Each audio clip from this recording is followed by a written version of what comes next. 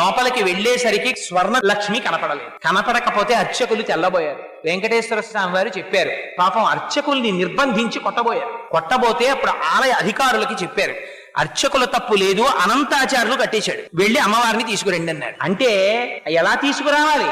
కన్యాదానం చేయడానికి పిల్లని తీసుకొచ్చినట్టు తీసుకురావాలి, అనంతాచార్యులు అలా తీసుకురామనండి అన్నాడు. అందుకని 8 ఏళ్ల పిల్లగా మారిపోయింది. సంకనెత్తుకుని వచ్చారు అనంతాచార్యులు వారు.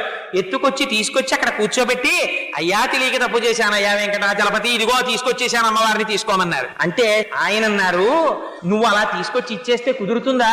నువ్వు మళ్ళీ నాకు పిల్లని తెచ్చి ఇచ్చిన వాడివి, నువ్వు మామగారివి నాకు అని మామగారు అని పిలిచి తను కట్టుకున్నటువంటి పంచె విప్పి అనంతాచార్యులు వారికి మెడలో వేశారు. తను పెట్టుకున్న కర్ణాభరణములను తీసి అనంతాచార్యులు వారి చెవులకు తొడిగారు. తన మెడలో వేసుకున్నటువంటి హారములు తీసి అనంతాచార్యులు వారి మెడలో వేశారు. అదిగో ఆ అనంతాచార్యుల వారంటే అంత పరమపావనమై